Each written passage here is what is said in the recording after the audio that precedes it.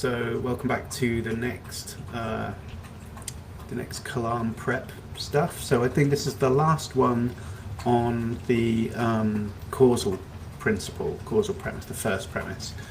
We'll finally move on to the second premise next time round, and then there'll be quite a lot of content on there. I think then though I will have to do something on stage 2, because it seems like the debate format's going to be first third on the causal premise, second third on second premise, and then the third on part 2. So I'll have to think of some other stuff about that. Anyway, so we are where we are. I've lost a couple of weeks by being busy. I haven't made nearly as much progress as I thought. I thought I would literally go through every every paper on the Kalam, but it just turns out that there's loads in the end, and I'm somewhat lazy / busy at the same time, which is a really bad combination.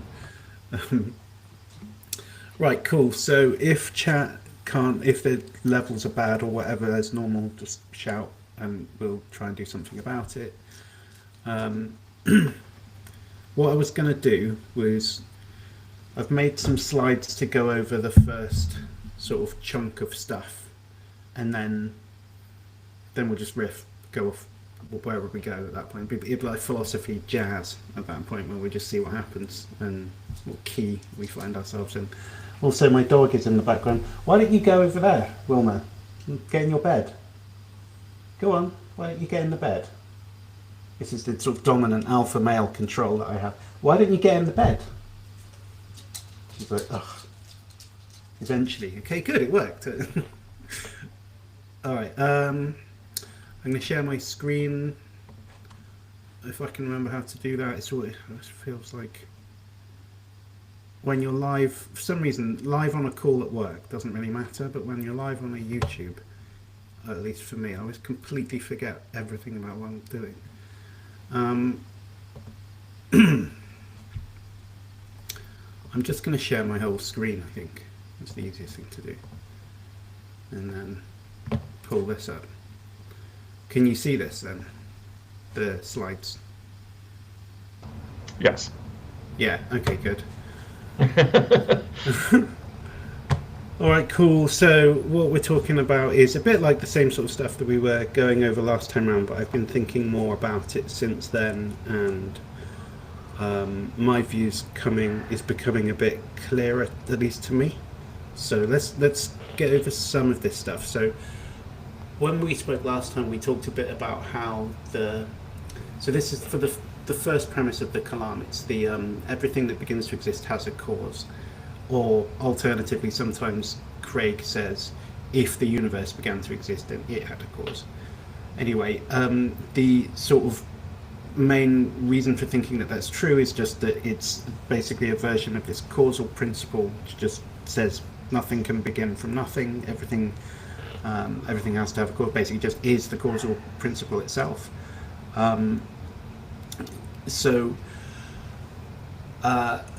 Although Craig basically thinks that principle is self-evident and about as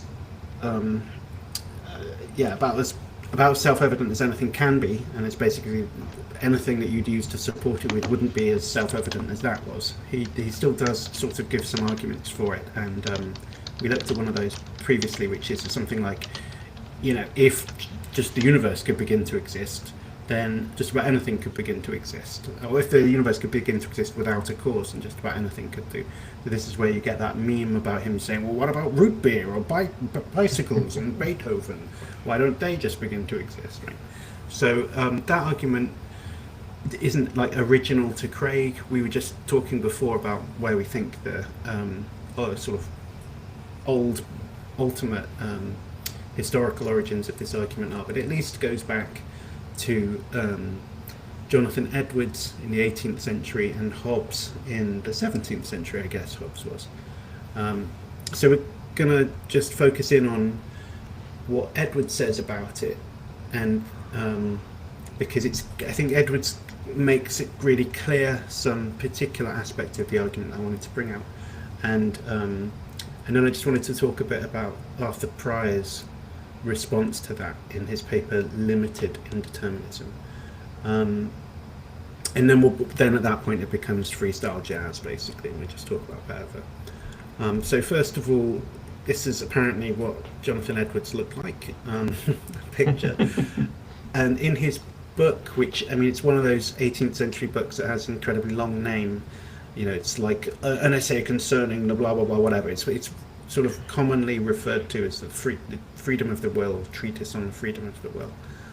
And this is in part 2, section 3. So this is like, you can find this, you know, open access on the internet and look it up yourself. But this is just him sort of massively committing to the causal premise. So he says, nothing ever comes to pass without a cause. As to all things that begin to be, that they are not self-existent, and therefore must have some foundation of their existence without themselves.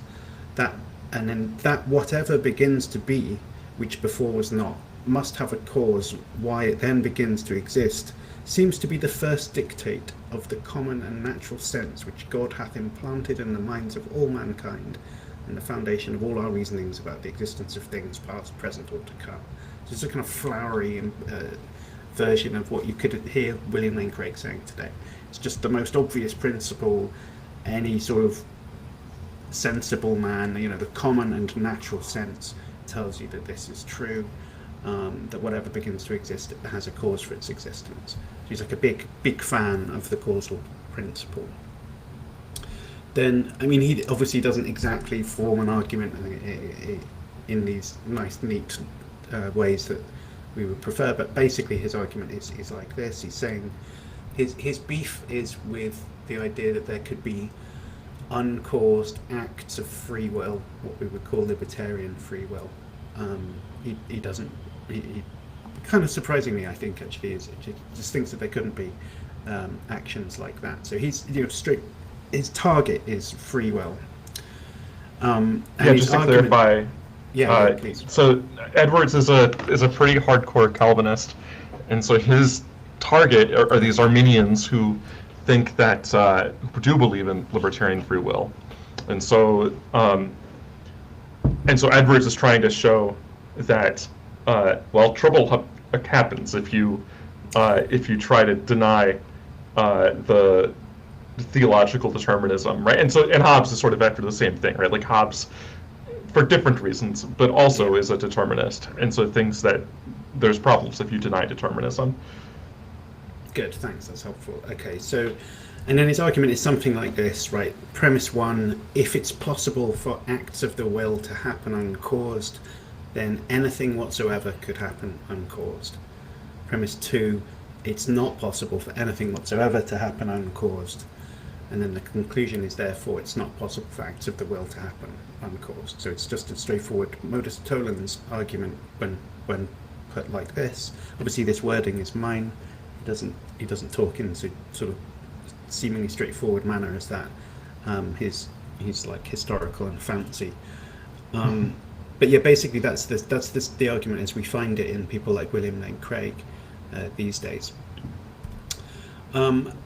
And then he kind of imagines his opponent saying something like, well, what if, you know, the will is special and everything else is caused, but the will is the only thing that's not caused. Well, maybe, why not that kind of thing? And so he's determined to stamp down that line of response, to say no, it couldn't be, and there can be no exceptions whatsoever. Right? And so this is his master argument, really, about why there couldn't be exceptions to this principle. So he's imagining that the opponent might say that maybe free acts of the will are existences of an exceeding different nature from other things, by reason of which they may come into existence without any previous ground or reason of it. So in other words, maybe there's something about acts of will, so some special property they have, which means that they and they alone are the types of things that can begin to exist uncaused. Right, so here's this argument against that. And I'm sort of trying to coin this term that this should be called the sort of too soon or too late argument. But his idea is that it can't be that acts of will, or indeed anything that would be purported an exception to the rule, there couldn't be an exception, because anything that looked like it was an exception in virtue of having a special property would either be too soon on the scene for that property to do anything, or it arrived too late on the scene for that property to do anything relevant. And he explains it like this: the peculiar nature of that thing called volition can do nothing, can have no influence while it is not, and afterwards it's too late for its influence, but then the thing has made sure of existence already without its help. So it's basically like, I don't know if this picture underneath is really any help at all, but there's just this idea that, like, before the act of will exists, any special property that it might have, because the act of will doesn't exist yet, is like not part of the causal order. It's not going to be there on the scene ready to do something to bring the act of will onto the scene. But once the act of will already exists, then it could have a property. In principle, maybe that property could do something. But the point is that at that point, that the act of will already exists. So whatever this effect that the special property the act of will has would do, it couldn't be to make it exist, because it's too late for that. It already does exist. So either it's too soon or it's too late. But in either case, it can't do anything to help. Right? So it's key to think that, like, he's saying that everything that begins to exist has a cause. Why is that? Because otherwise anything could begin to exist, right? Why think that? Why not think that there might be some exception to that? Well, there couldn't be an exception, and this is the reason why there couldn't be an exception. And the basis of this argument relies on there being this distinction between the thing not existing, and before it exists it's too soon, and then after it exists it's too late. Right? So it's all about the that transition from not being to being that's doing all of the work in this. And there's a great deal of intuitive force behind it. So it kind of makes sense. It's easy to grasp. You can understand why he thinks what he's thinking here. It might be that the next slide is actually a duplicate. Yeah, it is. It's exactly the same. Anyway, so here's some people in the contemporary debate that say the same thing, that use Edwards' argument. So here in the top is Craig from his paper in 1984, which I think is something like in response to Professor Mackey on the Kalam cosmological argument or something, is what the paper's called. And Craig says it cannot then be said that only things of a certain nature come into existence uncaused, because prior to their existence they have no nature which could control their coming to be. And David Oderberg in 2002, although it's a Philosophia Christi, so I can't actually read that version, but I've got the 2018 reprint in a book, so the page number for that is from the 2018. But Oderberg says it's no use saying that the nature or essence of some things, such as the universe itself, is to begin to exist uncaused, and of others not to. Since before anything begins to exist, how can the essence of a thing regulate the conditions under which it begins to exist? It seems to me it's basically the same. And in fact, I think that quote is just from him summarising Edwards' argument, so that's what he takes it that's what Edwards is saying. And then Locke at the bottom says something, he says this: any difference between the initial state of reality and other things would be had by them only when they've already begun to exist. So these three people who are all defenders of the Kalam are endorsing in their own ways, it seems to me, Edwards' too soon or too late argument here. Also, I just wanted to point out that the picture of Oderberg seems to me the most definitive philosopher picture of all time. It's like the serious looking away into the distance with the books in the background. It's a badass picture. Anyway, so just a couple more things on this, right? So.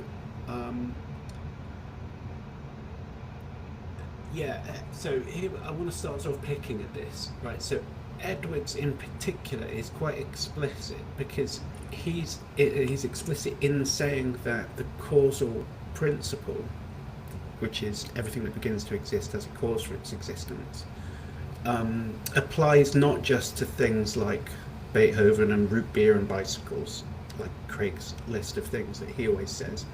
But in fact, in his own words, he says this dictate of common sense, i.e. the causal principle, equally respects substances and modes, or things and the manner and circumstances of things. So what he's saying is it's not just something beginning to exist, like a substance, like a tiger popping into existence in front of you, but it's also the manner and circumstances of things. So it's not just if a bicycle pops into existence in front of you, but it's also if a tire on a bicycle begins to go flat. Right? That change is also the sort of thing that he thinks is governed by the causal principle too.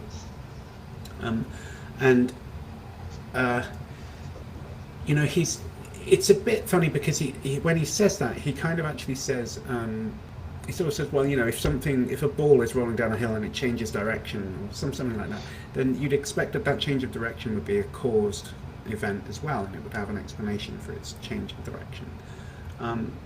But well, it's I guess I don't want to jump the gun a bit, but it seems like it's a slightly different type of thing that he's saying. It's not necessarily the same thing as something beginning to exist.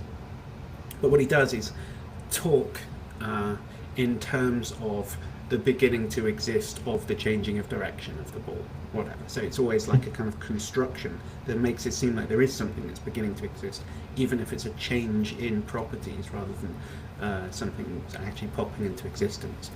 And then Arthur Pryor, who's like one of my favourite philosophers,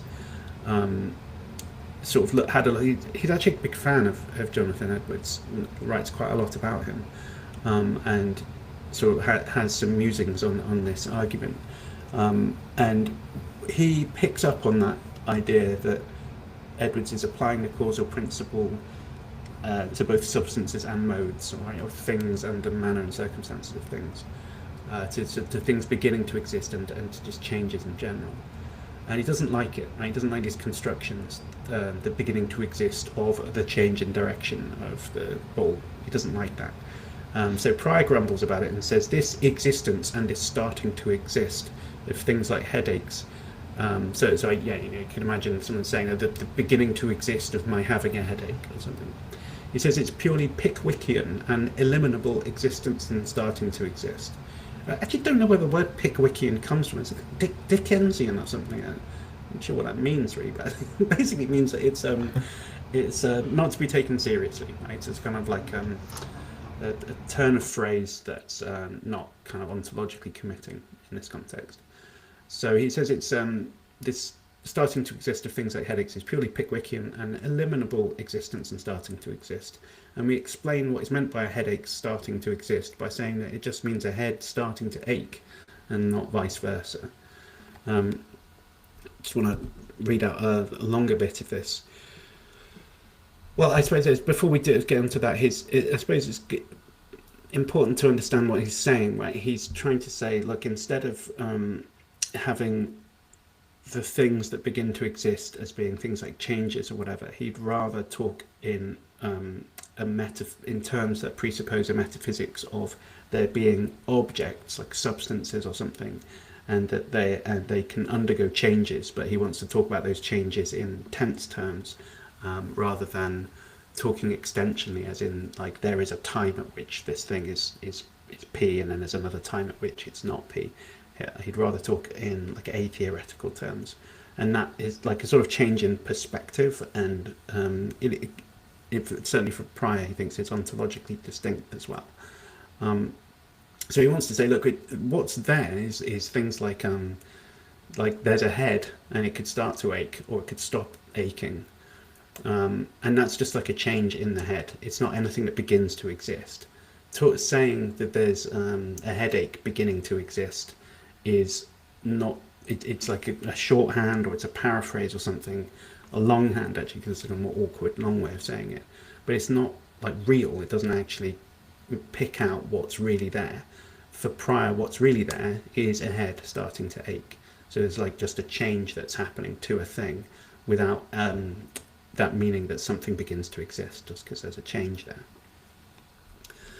Well, I think it's it's presumably important for Pryor that, like, he takes the head in your case, if he would, by that case, he takes the head to be a substance, right? And so he has this substance powers metaphysics where he has the things that exist, that, well, there's substances, and then substances have properties, and then the properties are kind of these derivatively existing things. They exist because they, I don't know, they're had by the substances, and then real beginning to exist is when a substance comes into existence. Yeah, that's right. Definitely good. And just to belabor the point a bit, he sort of illustrates his idea like this. He says, it's open, we might say, to a disturbed electron to jump to orbit A, and equally open to it to jump to orbit B, but perhaps not open to it to jump to orbit C. In other words, its dispositions may be such that with certain provocations, it will jump to orbit A or B without having the determinate disposition to jump to either orbit A or to jump to orbit B. It's jumping to orbit A rather than to orbit B, which we can call, if we like, the coming to be of a jump to orbit A rather than to one of orbit B, will then be a circumstance without a cause. And it may be that the only circumstances without causes are the ways that electrons jump from orbit to orbit. But the explanation of this fact will lie not in the nature of those non-existent or not yet existent jumps, but in the nature of existing electrons and other things. Right? So it's he's basically saying that you could kind of avoid the basis of that too soon or too late argument from Edwards by not having, but by then not committing to there being something that begins to exist when you get a headache, right? Then there's no puzzle of like saying, well, how come a headache could begin to exist uncaused? Because doesn't that mean it would have to have some special property when it didn't exist or something? No, Prior is saying the head is the thing that existed before the headache came about, and it's properties of the head that explain why the headache began to exist when it did then. So that you can't you don't get purchase on the too soon or too late argument, because we're sort of sidestepping the construction according to which we're saying that there's a thing that begins to exist, which is my having ever headache or something, by talking about there being a head which begins to ache. It's then not committed to there being something that's beginning to exist at that point. And then that just means that then you can't fall back on before it existed, it didn't have this property and whatever. So the too soon, too late argument. So we're kind of like sidestepping the Edwards too soon, too late argument by changing the way that we talk about what's going on with those changes. So sometimes changes can just be paraphrased into talk about things that already exist changing, without thereby needing to talk about something beginning to exist, basically. I think that's the clearest way to say it. And then just very last thing here. He says, we really have, I think, now driven away the spectre which Edwards has been dangling in front of us. But it's important to remember how we've done it.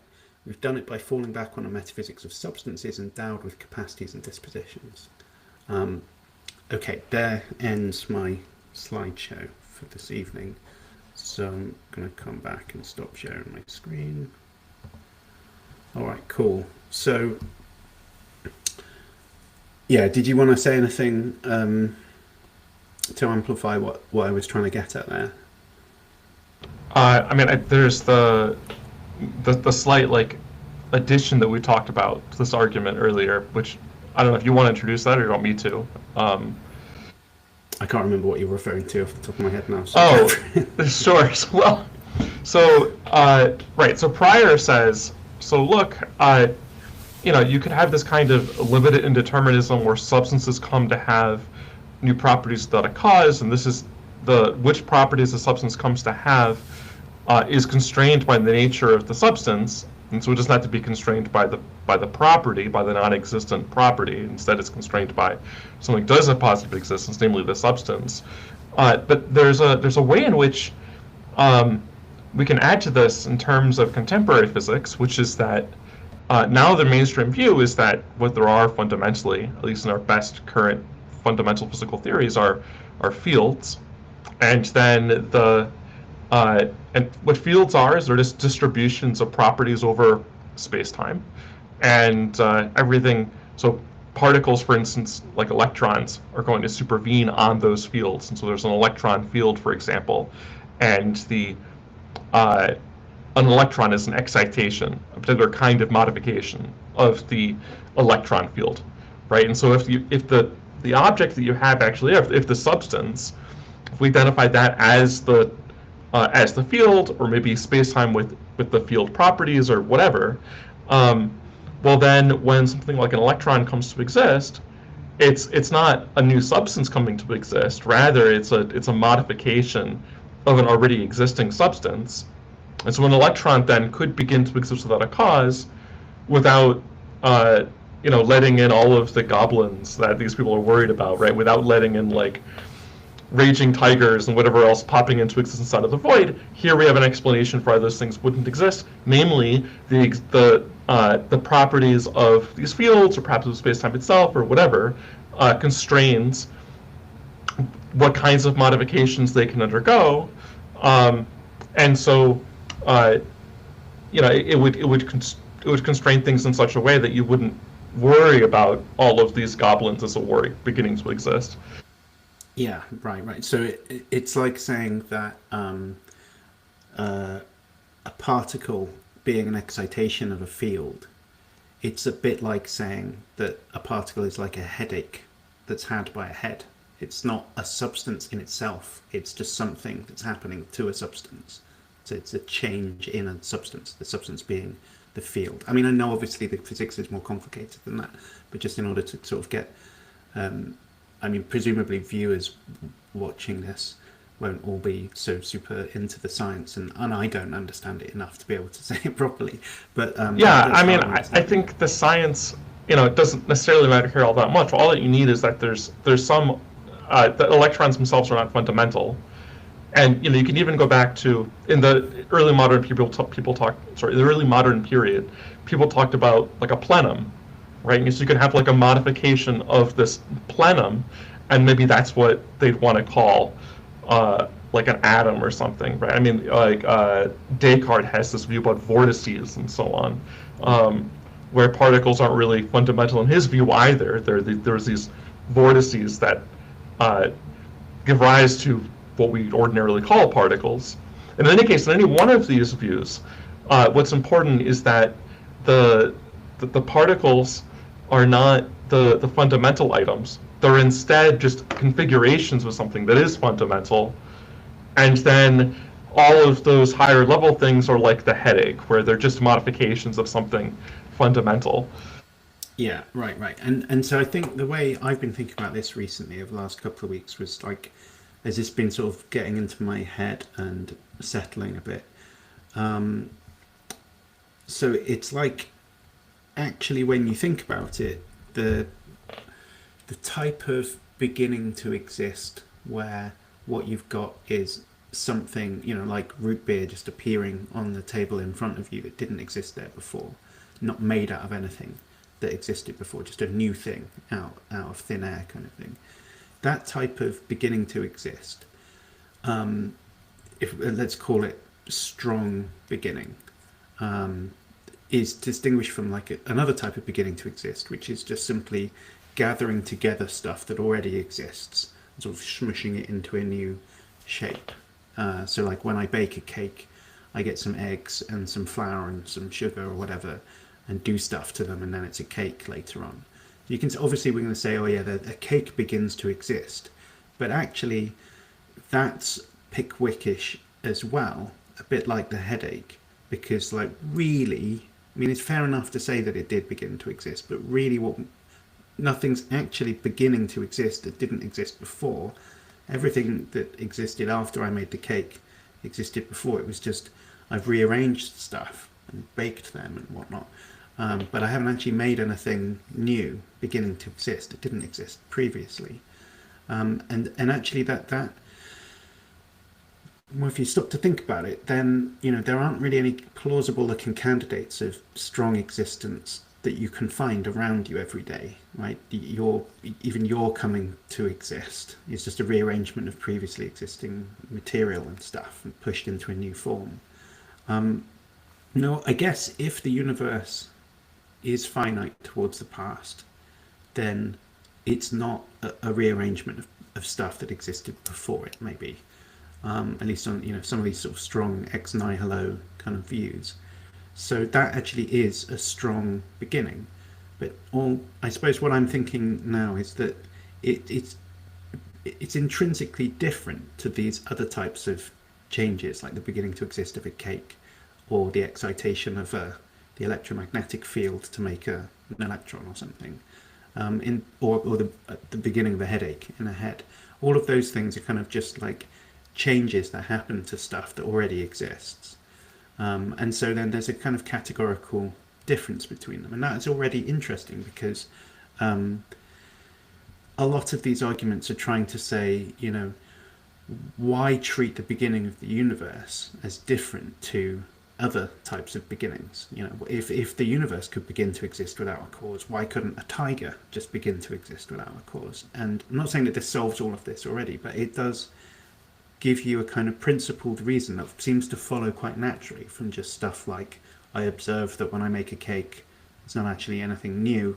That's kind of a play on words to say that it's at the beginning to exist of something. If we're really trying to think seriously about it, it's not actually something beginning to exist. You just follow that thread and then it leads you to think, well, okay, there is now a principled difference between the universe, like everything beginning to exist out of nothing, and all the other types of beginnings to exist. So we call it like strong or weak or something.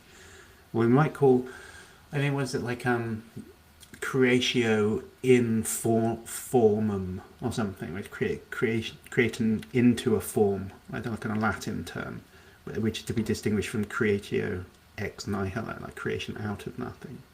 It's very similar to, creatio in formum is, as far as I know, not a scholastic phrase, but creatio ex materia is. Right.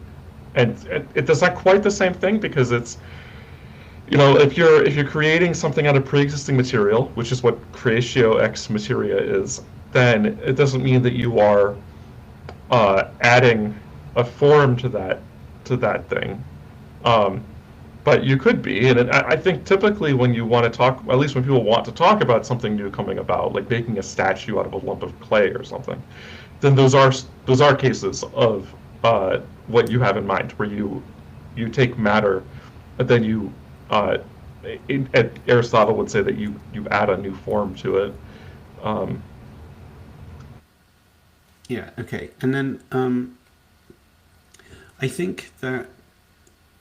So what we've done is that, like, Prior wants to say something like, well, things like headaches beginning and bicycle tires beginning to go flat and stuff, they're not beginnings to exist, if anything, in a strong sense of the word. But maybe electrons do begin to exist or something, and maybe he kind of says, well, Edwards has got a point when you're talking about substances beginning to exist, like maybe the universe beginning to exist, or if electrons are substances, it would apply to them too.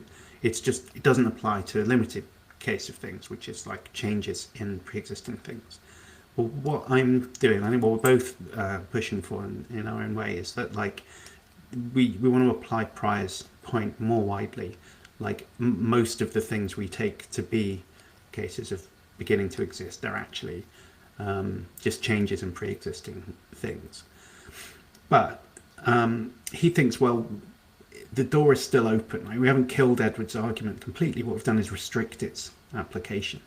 And even if we push Prior's point wider than he wanted to, it's not quite clear that it solves all of these problems, because you might still think something like, well, listen, if somebody wanted to say, well, maybe the universe begins to exist without a cause, and then the reason, other things in the universe, they're just changes in this secondary, weaker sense. Okay, great. But why can't a tiger or something as a new substance just begin to exist in front of us? Or why can't just a new substance, even if tigers aren't really substances, maybe a new universe would just begin to exist? So instead of this one, like, push it out of existence and a new universe begin to exist in its place uncaused. Like, why doesn't some chaotic interruption of this existence happen? If it can happen uncaused for no reason, why doesn't that happen anyway? So it's like, what this does is there's still a distinction between strong and hard beginnings, and all I'm really suggesting, and both of us are suggesting, is that like the most things that we come across are weak beginnings, but it doesn't mean that we've like really solved the problem necessarily just by observing that. So I think I wanted to go a little bit further and say that in response to that question of, well, how come existence isn't just interrupted by new things popping up anyway, hard beginnings, why don't they just happen? So there's this argument by Oppie where he says something like, well, it's to do with the laws of nature and like conservation of energy and this type of thing, which means that those laws are going to be preventing new things from popping into existence. So let me see if I can, I don't have, like I said, I don't have slides on me, but I do think I've got this bit of Oderberg open where he addresses that and comes up with an objection.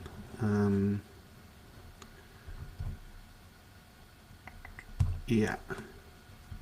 Right. Let me share my screen again.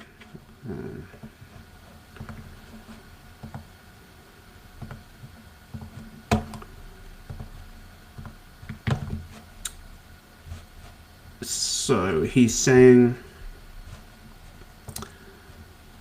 Oppie goes on to offer his own explanation of why and everything cannot exist uncause, namely because there are conservation laws that explain why the universe, things in the universe require a cause for their existence. Okay. And then his objection is that, well, this begs the question, says Oderberg, and then here's his sort of dilemma way of doing it. On a regularity view of laws, it's just a general description of what happens and not an explanation. So that's a kind of Humean view where it's just saying, these are the regularities or whatever. So if you want to say, well, in that case, they're kind of supervenient on the things that happen, the regularities. They're not the things that explain why they're regularities. They just are the regularities. So he thinks that's not going to be explanatory of like why they're that way around. And then he contrasts that with a necessitarian view of laws. He says it still does not explain why things require a cause for their existence, since the necessity inherent in the law derives from the powers of existing things, and so appeal to the law merely invokes their existence rather than explains it. Why should the laws be as they are? Because of the powers of existing things. Why is this not scrolling? God damn it. But it's going to jump massively now. Why? God damn it. But why can't those things come into existence uncaused? Because that's how the laws are. One cannot appeal to the laws of nature to explain the existence of nature or things in nature. So he doesn't, basically there's Oppie's argument and there's Oderberg's reply.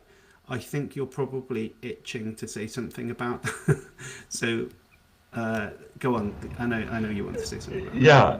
Well, I take it that by a necessitarian view of laws, he means an anti-Humean conception of laws. And so really, what he means to be doing here is comparing a Humean account of laws to an anti-Humean account. And so the Humean is the one that's going to say that laws are merely descriptive, though I think many Humeans, like Barry Lower, will object to that framing of what the Humeans say. But even if we set that aside and focus on the necessitarian side that is the anti-Humeans, well, he's only picked out a very narrow set of the anti-Humeans, right? So some anti-Humeans will say that laws are to be explained in terms of the powers of existing things. But then other anti-Humeans, Tim Maudlin being a good example, think that the laws are not going to be explained in terms of the powers of other things at all. Instead, I mean, on Maudlin's view, the laws are sui generis entities that have their own independent reality, and so it's not going to be that the laws are explained in terms of concrete physical items. Rather, the laws are have their own independent existence, and then what physical items do is constrained by the laws. Now, there are other people who have other sorts of views about other sorts of anti-Humean views other than Maudlin's that are maybe worth mentioning, right? So there's this, so Dretske, Tooley, and Armstrong have a view that you might think, I don't know, it's somewhere in between, like these two, between the extreme of the kind of powers and disposition account that he's talking about here, in between that and Maudlin's account. So on the Dretske, Tooley, Armstrong account, it's that there are these necessitation relations between abstracta, and then it's in virtue of those necessitation relations that items have to obey various laws. Now, I think the other thing to be said here is that so suppose it's right that the only plausible anti-Humean account of laws is one in which laws somehow derive from the powers of existing things. Well, I don't understand, like, I mean, there's something that's very peculiar about the use of that account in this context, which is that, well, what in the world explains the powers that physical items have, right? It's not the laws. And so it's somehow there's like this other layer of reality, whatever it may be, it somehow isn't the laws, but somehow has this mysterious power to generate regularities, like that various items have various kinds of powers. And that to me is very mysterious. It seems to me that the better anti-Humean view is going to be one in which you don't have this kind of like multiple layers of explanation going on. Instead, we just have one gnomic layer of explanation, however that works. And that one gnomic layer is going to do all of the work that we want in terms of explaining like why various items have the powers that they have. I guess the other thing to be said here, and this is something that gets people confused all the time, we're not trying to solve every philosophical problem under the sun when we discuss this one issue. So to turn around and say, oh, but what explains the fact that there are laws in the first place? Or what explains the fact that that there are various material items in the first place? Or how is it that there's a physical world in the first? Great questions. But I don't know why we have to address that question if what we're doing is that we're trying to figure out whether there's a good reason here to reject the causal principle or to support the causal principle, right? Like that's what's up for grabs here, is like the status of the causal principle. What's not really under discussion when you discuss the status of the causal principle is like these more global issues about, oh, why is there a material world anyway? That's an entirely different kind of argument that could be discussed, but it's not the one that's under discussion here. Yeah, I watched a bit of a Jay Dyer video for some reason the other day where someone was talking to him about something and then it got a bit too sciencey, and what Dyer did then was like just completely goes massively aggressively, well, you have to justify being able to use sentences in order to say anything at all. And it's like, well, hold on a second, bro, like you're just changing the subject to like a bigger, more complicated question or wider scope question. That's just a way of nuking the conversation. But I'm not saying that's what Oderberg's doing here. I think that's right. But I mean, he's bringing up something like the Leibnizian cosmological argument. It's not exactly the Leibnizian argument, but it's something like it. And it's something that I've seen in many different places. People make this kind of mistake where someone will say, oh, this particular aspect of this particular theistic argument doesn't work. And then the response is, oh, but if you go down that path, then there's this other theistic argument that I want to talk about.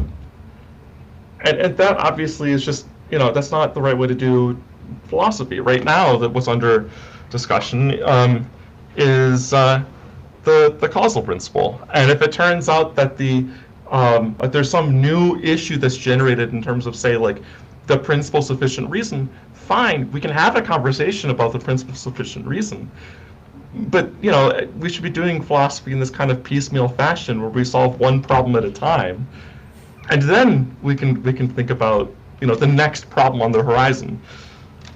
Yeah, that's true. And with Oderberg, it's I'm tempted to say something like all roads lead to the contingency argument, right? It seems like all of his papers on the Kalam end up talking about the contingency argument, and in fact, I think he says that the Kalam is a special case of the, or maybe it's even the other way around, that the contingency argument is a special case of the Kalam, or something like that. But he basically thinks that they're very closely related to one Yeah. another. So, So I would have thought that's. I would have otherwise thought that that was a kind of confusion. In fact, I kind of generally do think that that's a confused thing to say. But I recently, I mentioned this to you off stream. I've been doing a bunch of research on cosmology in the early modern period, and it turns out that there were a bunch of ways of defending Kalam-style arguments in that period that you don't see in today's literature, and some of them do end up combining something like a Leibnizian argument with Kalam-style concerns. That there's this idea that anything that exists contingently cannot have an infinite past. And so some of the folks in this literature think that some of the folks from like the 17th and 18th centuries thought that they could establish that the universe had a finite past on the grounds that the universe exists contingently. Right, I see. Yeah. And so there's some historical precedent for like tying these things together. But at the very least, that's not it's not a kind of move that's like well represented today. I don't know, maybe Oderberg is like the representative of that view today. Yeah, right. Oderberg, I think, is very smart, but I also is one of those people I just disagree with everything he says. We're just chalk and cheese, but that you find those people. All right, so yeah, I think what I wanted to say about this was just that, like, Oppie's version of this principle, I think I've like come to a view that's a bit like Oppie's, but it's a bit different. So I think just taking a step back, Oppie's idea is something like, why is it that a tiger doesn't or indeed couldn't just pop into existence right now in front of me? And his explanation, or at least one thing he's suggesting, is that, like, there's something about the laws of nature and the operation of the causal order right now is preventing that from taking place. It's kind of excluding new things from just occupying space where it's sort of already settled what's there by the comings and goings of the causal order. The laws of nature, if you want, exclusion principles, conservation laws, those types of things are the things you point to explain why tigers don't just pop into existence right now. Fair enough. And then what we were just talking about is Oderberg saying, well, here's a dilemma for either, on any account of like laws or nomological explanation like that, you're going to run into this issue, and you were pointing out some quibbles with that. So that's a whole rabbit hole you could go in to see how far down and how, you could get into all of the details that I did. But just to sort of go back up the decision tree a bit and go off in a slightly different direction, it's just like, because you don't have to put Oppie's worry or Oppie's idea in the way that he does. I think the way I wanted to put it was just more like metaphysical instead of being nomological, right? So instead of saying there's something about the laws or the dispositions and essences of things that is getting in the way of them, it just seems like so here's this like intuition, right? Like, imagine I've got a cardboard box and I fill it with concrete and let it dry, right? So it's completely full of concrete. And now if I say to you something like, could root beer or whatever, a bottle of root beer, just appear in the middle of this block of concrete uncaused? Well, on the one hand, you've got like this sort of intuitions that go with creatio ex nihilo, right? Nothing can come from nothing. It's happening for no reason. It's not made out of pre-existing stuff, or that kind of Craigian thing. But I think there's a kind of slightly independent intuition, which is that, like, the space is full, right? There's no room in the box because I've poured concrete in and let it dry. And it's a bit like, if I'm putting books into my rucksack, can I put another book in Well, not if the bag is full of books already, right? But only if there's room in the bag to put another one in. So it's that type of intuition that's at play that makes you think, well, there's no room in the box because you've completely filled it with concrete. And that's like part of, you can just think about that intuition on its own, independently of, well, is the root beer caused? Is it made of pre-existing material? Those types of worries. This is just a slightly different one of like saying it's that you're projecting it into something that's already full, right? So it's not ex materio, but it's like in materia, right? We're going, it's not out of nothing, it's into, right? Yeah, it's not out of material, it's into material. Like that's the problem, is that there's already material there that's preventing it. And so then now we're not talking about laws of nature. It's not about Humean versus anti-Humean. It's got nothing to do with that. It's just a sort of more metaphysical idea of just there's already stuff existing there, and if there's something existing there already, then it's sort of the nature of existence that it's excluding other stuff from being there as well. Like it's like you can't have two things occupying the same area if it's totally full, and that's something like that. So call it like a kind of existential exclusion principle, if you want to sort of pretentious philosophy way of saying that, right? But if you're allowed to, or if some type of idea like that's vaguely plausible, then if we go back to the initial kind of layperson understanding of physics, where what we've got is space-time that's totally saturated with fields of different types, like electromagnetic fields, gravitational fields, nuclear fields, those types of things, and then those are just sort of interacting with one another, and there's excitations in those fields that leads to things that we think of as being particle interactions and whatnot. Well, it's already like the space-time is already full, not of concrete but of fields, and then I want to just say the same thing as applied. There's something already existing there, and that's why it can't suddenly be replaced by something else popping in, like a new universe just overwriting this one and existing on top of it or something, because there's already stuff there, like in the way, in the same sense of like the root beer can't just begin to exist inside the cardboard box that's full of concrete. Did you want to jump in and say something? Maybe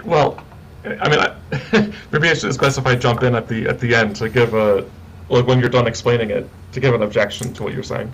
Yeah, okay. Well, let me just say one or two little things more about it then. It's just that I think one might want to say, well, fields are not very thick, are they? They're not really like concrete. You could have, I suppose the intuition is that like radio waves or whatever, they're all bouncing around all the time, carrying music and news and stuff on them, and they don't exclude me from walking about. So fields we don't typically think about them as being the types of things that kind of get in the way of material objects that are distinction from them. So why would it be, it just gives us loads of fields everywhere, that stops a tiger beginning to exist or whatever? I think someone might wonder, maybe the intuition pump works if you're talking about a concrete block, but like if you're just talking about a bunch of like fields, that doesn't really, it sort of feels like that's too thin as a kind of ontological category to think would do all this like heavyweight excluding, existential exclusion that I was talking about. So just to sort of try and cut that off at the pass, that objection, it seems to me, just sort of like forgets what we were saying before about the difference between headaches beginning to exist and heads beginning to ache or whatever, because of course on this picture the real substance, I don't know if it's like kind of monist even, is just this kind of like set of fields, and all it, like me walking through the like space-time that's filled with radio waves or whatever, isn't, you know, on this view, all of my material body is just excitations of the fundamental fields, right? So it's all just like headaches on a head rather than being actual substances. So like it's none of that actually is relevant to whether fields can exclude things from beginning to exist. Just because material objects can exist, all material objects are on this is excitations of the underlying quantum fields. So it's not actually a counterexample, even in an intuition sense. It's only by like forgetting the account that's on the table of what's going on there. So I just think that's like the most straightforward way of like worrying about it. So like, aren't, you know, fields too thin to exclude stuff from beginning to exist? Well, maybe, but not just because you can walk around and not notice the influence of radio waves as they pass through you, or, you know, that's not a relevant thing to bear in mind here. And it's not even really clear what's, you know, because I'm wandering off doing intuitions here, and only vaguely thinking about the physics. It's not clear what's at stake. I think it's hard to evaluate this type of proposal and say anything sensible about it. It's just that it's on the table in a broad sense. Like, it could be that this is right.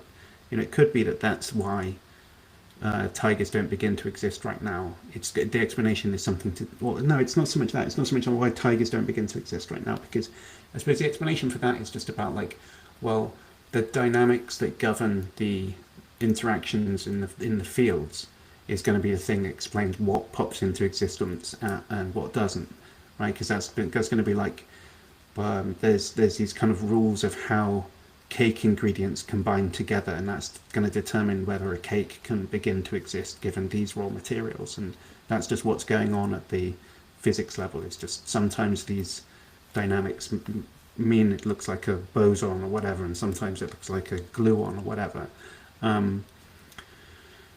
Well, I guess what we're trying to fend off is the idea that there'd be a strong beginning to exist, where it's like actually some new thing, like maybe a new field or a new universe or something beginning to exist just right in the middle of this one that's currently existing here. And I think, I'm not sure that there's any reason to, like, I'm saying, well, maybe the kind of just the sheer existence of the fields and stuff that's here, like, prevents a new universe from popping into existence on top of it or interrupting its existence. And I think if that, then at least what it does is it means that I mean, maybe it was time to sort of move on to see a bit more about what Andrew Loke said about it, because he thinks, right, that you should expect to see things around you popping into existence out of nothing. If the causal principle was violated, and then sort of reasoning backwards, because you don't see them, that means the causal principle hasn't been violated. But I think on this view, we've got some other reason to think that you wouldn't see those, right? I guess I'm saying, well, maybe existence is like excluding other things from popping into existence around us in such a way that we don't see them. This kind of argument, as it turns out, is very old. There's a book by that passed now, I think, called Metaphysical Themes or something like this. It's about the decline of scholastic philosophy in the early modern period. And it's a very long book. There's a whole bunch of history in it, but one of the currents that gets taken up is these issues about what's called individuation, right? So for viewers who don't know, individuation has to do with how it is that you distinguish two objects apart from one another. And one idea that you might have about individuation is that two objects are going to be individuated by their location. And then it's going to turn out that if that's right, then two distinct objects, two numerically distinct objects, couldn't be located at one place. They couldn't be co-located, is the terminology.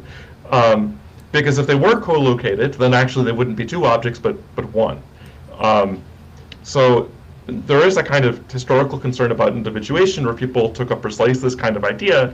And then I think if someone likes those kinds of arguments about individuation, then they're going to presumably have to grant this point, right? That just as a logical matter, it's not possible for two things, for something to begin to exist where there's already something existing. However, I think there's at least reason to think that like our understanding, the way that we understand those arguments, should at least needs to be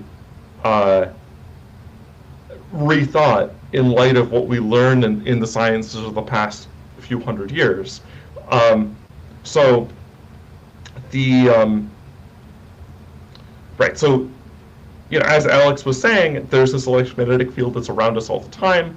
In fact, I said before, I think that a field is a distribution of properties over space-time. Here's one way to think about that. For every space-time point, there is a property, an electromagnetic property. And that collection of properties over all the different space-time points just is the electromagnetic field. And then what does it mean for there to be a wave that moves through the electromagnetic field? Well, it means that there's, just as you can imagine, for example, if you've got like a carpet, you've got a bump in the carpet that kind of moves across the carpet's not moving, right? The carpet in some sense basically remains where it is, but the lump is kind of moving, and that's what we mean by a wave moving through the field. There's a complicated story that needs to be told here about the exact relationship between the electromagnetic field and the thing that we get in quantum field theory. But to make a very long story short, there's a we'll call it the photon field. For people who want to keep track at home, for people with technical knowledge, this is really the quantized magnetic vector potential. But let's set that all aside. The photon field is the field where if you have excitations in the photon field, those are photons. Not exactly the same thing as the electromagnetic field, but mathematically very closely related. And that's one kind of excitation you can have in a field is a photon, an excitation of the photon field. Another kind is an electron, which is an excitation of a different field called the electron field. Even more distantly related to the electromagnetic field, not as directly related as the photon field is with the electromagnetic field. But the reason I bring this up is because with electrons belong to a family of particles that are called fermions. And fermions have this property that if you take two of them, two fermions of the same type, and you try to put them in the same place, they won't allow it. So if you've taken high school chemistry, you remember that in an orbital in an atom, you can put one electron that's spin up and one that's spin down. But you can't. The Pauli exclusion principle tells you can't put more than that. You can't put more than one electron in the same state. And that's just a very particular example of this phenomenon, that you can't take two electrons and then co-locate them somewhere. That's true of electrons. And of course, since books, for example, have electrons in them, and other fermions as well, you can't take two books and try to put them in the same location. But with photons, photons belong to a different family that are called bosons. And bosons have this property that you can take as many of them as you want and put them in one place. So bosons, it turns out, you can kind of pile them up in one place. You can co-locate them as much as you want, and there's no problem. So take as many photons as you want and put them in precisely the same location, and there's the physics has no problem with it whatsoever. There is a kind of response you could. So remember, I mentioned these friends of these individuation arguments earlier. They have a response to this. They say that what's going on in this case is that the photons are not really distinct items at all. They're again excitations of the photon field, and then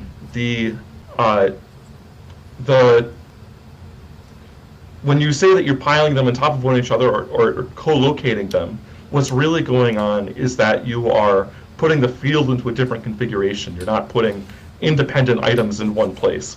But in any case, the point is just that if someone's attracted to those kinds of individuation arguments, there's good reason here to think that we should be a bit more skeptical of those kinds of arguments or intuitions that are involved in those kinds of arguments once we learn this kind of science and realize that actually the intuitions we have maybe the kinds of intuitions that are crafted through a kind of evolutionary history that made us get used to a very particular kind of object that doesn't allow co-location. When if we understood nature in this deeper way, we'd understand that maybe co-location is possible after all. But at the very least, what it tells us is that even if you did give up on the individuation arguments, here's then a new argument against the would-be Kalam proponent, which is to say, oh, here's why objects in general can't co-locate. It's because you can't, the reason you can't make a raging tiger pop into existence out of the void is because you'd be forcing a whole bunch of fermions to co-locate with other fermions. And the laws that govern these various fields disallow that kind of thing. And so you're forcing the fields to undergo a kind of evolution that the laws governing those fields rule out.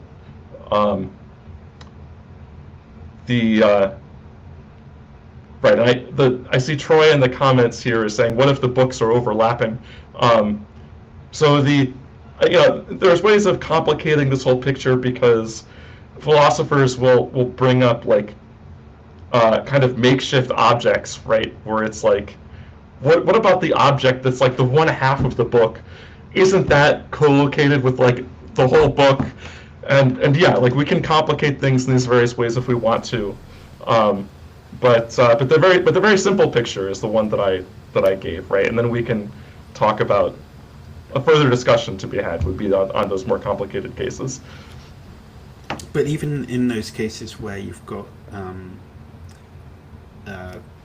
bosons, you said, where you can stack them up one another. Yeah. Right, you can co-locate them. Yeah, even in those cases, because what we're talking about is still, to go back to prior in the first place, these are headaches, not substances like heads. Right. It's not the type of thing that's like when I'm saying maybe existence excludes new things from beginning to exist. I'm not saying if you've got a headache that means that you can't also have like an itchy head or something. You can have both of those stacked up on top of each other, no problem. Yeah, but it's real substances existing. That's the thing that I'm saying. You couldn't have those stacked up on top of each other. Here's another way to sort of attack this from a physics or philosophy of physics angle. You could say, let's just try to like create a physical theory where we have something spontaneously appearing, sort of forgetting about a bunch of other details. One way that you could try to do this is you could try to take the equations that we use to describe space-time, the Einstein field equations, and then you could just look to see what do those equations tell us if you just have some new matter distribution appearing at one time that wasn't there previously, kind of discontinuous matter-energy distribution. And all kinds of things break in the theory if you try to do that. So there's fairly good reason to think that those kinds of situations aren't physical. One way to sort of understand this is that general relativity is this theory about the geometry of space-time. If you wanted to have some region where something new pops into existence, right? Some time when something new pops into existence, what you have to do is you have to take a region whose geometry reflects the fact that that object exists there, and then join it onto another region where the object doesn't exist, right? And it's now the geometry is sort of badly discontinuous. And that kind of discontinuity is the kind of thing that people usually think is not allowed in a physical model. And so philosophers, I think, often, maybe because they haven't spent enough time thinking about general relativity, don't think about this fact that you'd have to like have this like really badly discontinuous geometry if you try to build such a thing, and that already makes me very suspicious about looking at that as a legitimate possibility. Yeah. Okay. Good. So I think maybe it's time to start looking at some of. I wanted to look at some of what Locke says, and then applying some of these arguments and things we've been bringing up to that to see how it works in context. So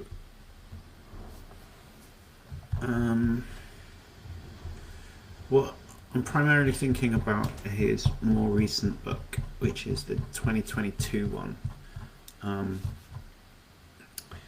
of which I think we're both thanked in there. Oh, I am actually. I'm not sure you are. You're quoted anyway. And I'm thanked. Yeah. Well, I don't know where these things come from in the first place, but. Right, so let me share my screen so everyone can see what I can see here.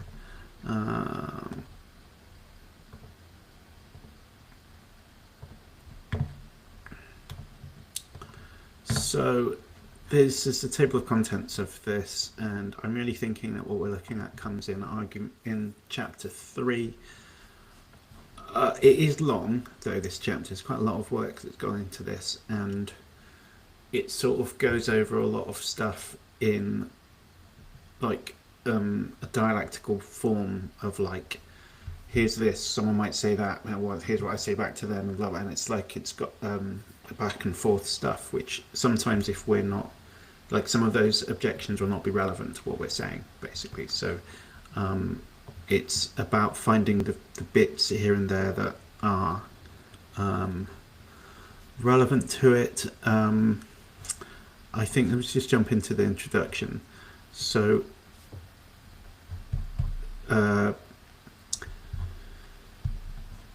yeah, good. Bicycles and Beethoven, Jonathan Edwards, he's setting this stuff up. He's got here, if X, e.g. physical reality, begins uncaused, then Y, which begins to exist, would also begin uncaused.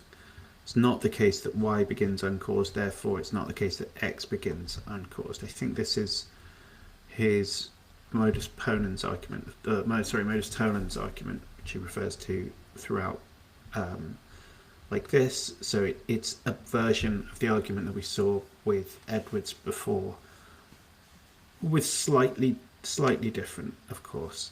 One thing here is that Locke wants to say that this is would rather than could begin uncaused. We can go to the bit where he talks about that in a moment. Other than that, there's not that much different about this, I think, than the version that we've looked at already. But what I did want to look at was so let's see this bit when he says the initial state of reality, which is then referred to as this acronym ISOR, is the only thing that begins to exist uncaused. And he takes it that this is a kind of a what if that Oppie makes, which is a bit like what right at the beginning I was saying Edwards wants to stop the person who objects to his argument from saying, well, what if acts of the will are the exception to the causal principle? Maybe, why not have that as the exception? And that's where we got into the too early, too late arguments, to try and say, well, no, that couldn't be the exception. And I think Locke takes Oppie to be saying, what if the initial state of reality is just the only thing that's the exception to the causal principle? Like, why can't that be the case? And then, so obviously it's going back quite a lot from all the journey that we've just come on this chat already. But I just wanted to get to his bit about the electrical field, because then it starts to sound a bit like what we were talking about already. Where does that come in? Well, you could do like a control F. I could do, couldn't I? Yeah. Although I'm sure it's just around here. Electrical. Have I spelled electrical wrong? No, it's on screen. Oh, right, yeah. Right. Right, yeah. For example, okay, good, yeah. So he talks about an objection that Erasmus talks about, where it's to do with substantivalism. Let's park that for a second.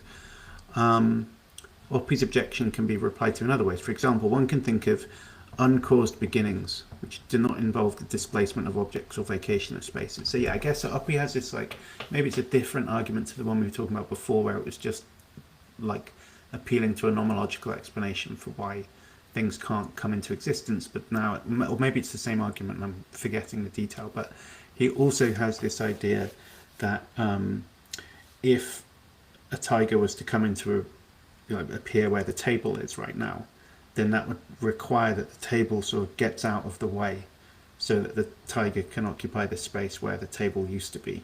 So there'd have to be a kind of sucking out of existence and then a pushing into existence. Both of those things would have to happen at the same time. And it's not, the table isn't getting out of the way. That's why the tiger isn't getting it can't like get its foot in reality, because the table is kind of blocking it from getting in there or something like that. So Locke wants to get around this objection by talking about pre-existing things, and here's where I think we just run straight into the prior stuff again. So he says, for example, one can think of uncaused beginnings which do not involve the displacement of objects or vacation of spaces, and hence are compatible with the fact that the spaces of our universe are occupied. An example would be a pre-existing electrical field increasing in strength, uncaused under certain circumstances, where field is understood as a region of space where there is a force. And presumably that's not quite what you were saying a field was a minute ago, but I'm not sure it makes too much of a difference. Unless, do you want to grumble about that?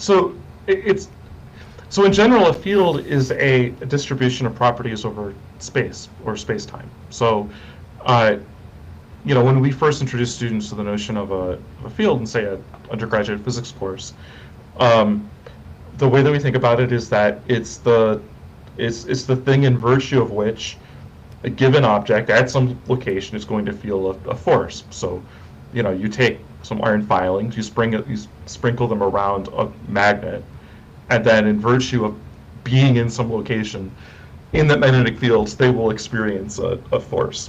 So this is basically the right idea, though there's a bunch of technicality that's maybe hidden in what Locke is saying here. Yeah, but it's not like disastrously different. It's not disastrously right. So it's not disastrously different, though. If someone were to talk about this in a really serious way that took the physics really seriously, then maybe they wouldn't word it precisely this way. I also think that it's a way of phrasing it that is misleading in a way that Locke may be taking advantage of here. Because what we're imagining is that what he's imagining is that it's an empty region of space, and so if there's nothing there, then what would prevent this from happening? Right? I think that's part of the intuition that we're supposed to have here, and that intuition is sort of encouraged by this way of explaining what a field is. Okay, good. So then, what's going on with Locke, if I understand what he's saying, is we've got this example of a pre-existing electrical field increasing in strength, uncaused under certain circumstances. So, like, instead of somebody switching on a generator and that making the field go up or something, increase in strength, it just happens without a cause. But I think it's and this electric field example is in here quite a lot. Here it's still going here in the second section down, and I mean if we keep looking, we'll find it comes up a lot here, and it's like a key way of trying to avoid the objection from Oppie, but it's also a bit like the idea I was saying about before, where it's just if something exists already there, then it's excluding other stuff from beginning to exist where that thing currently is.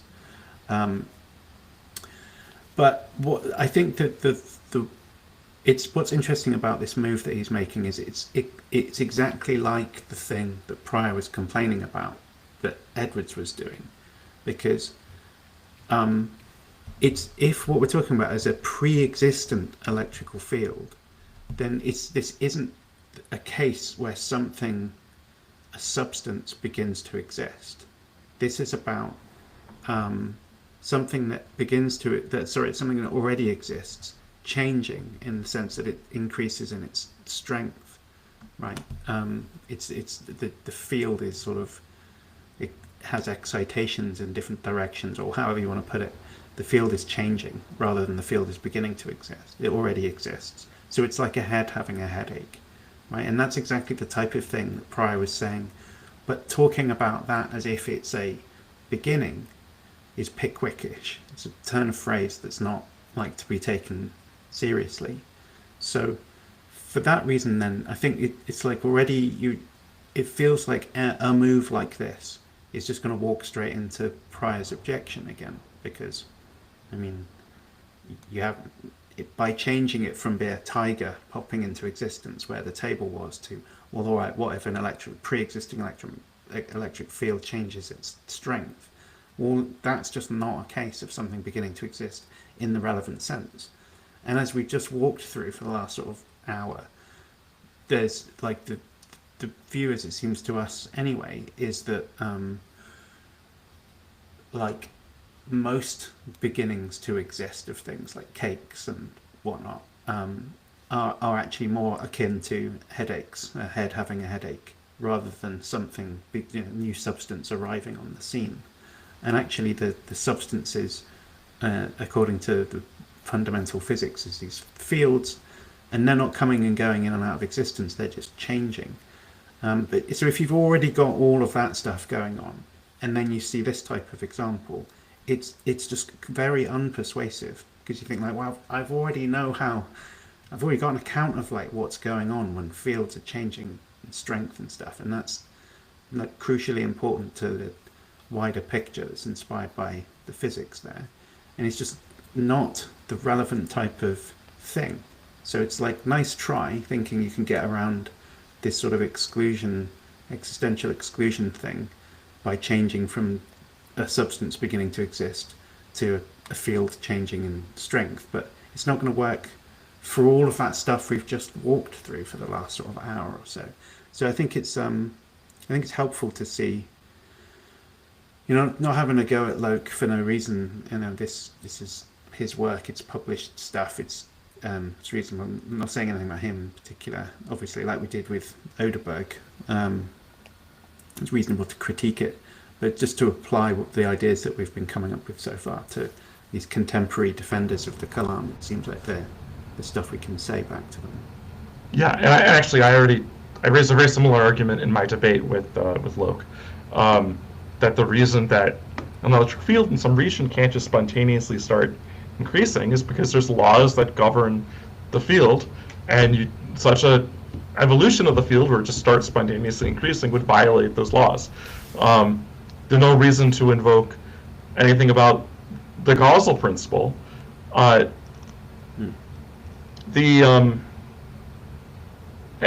actually, I sort of gestured towards this before, but there's something that sort of often in the back of my mind that may be helpful to say here, which is that I don't really understand. So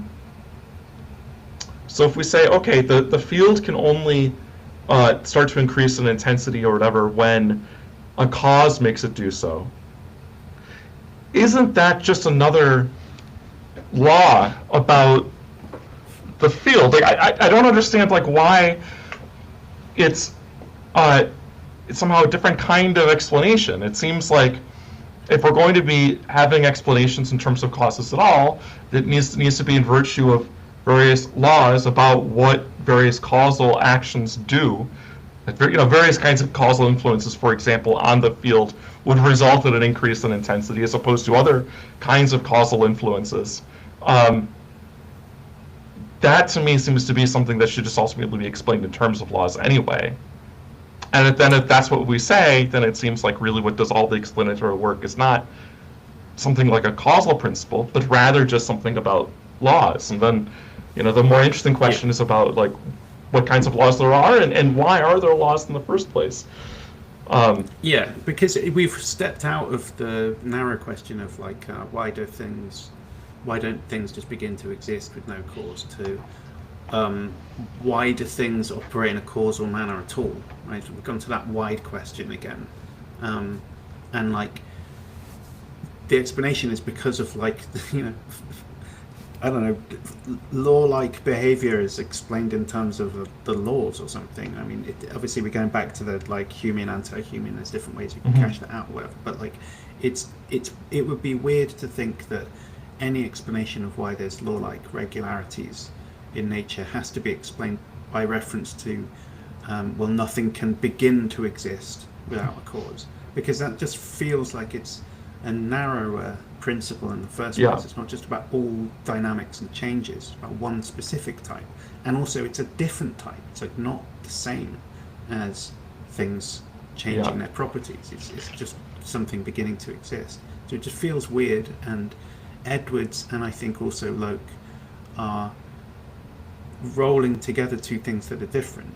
Those two things, change in properties of something and the beginning to exist of something.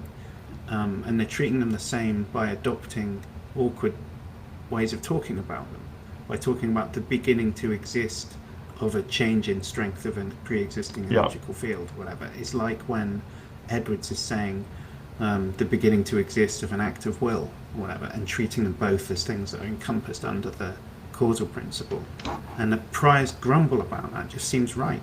It does dispel that phantom that Edwards was dangling in front of us to point out that, like, that's just a turn of phrase, mate, and we don't actually take that sort of talk seriously.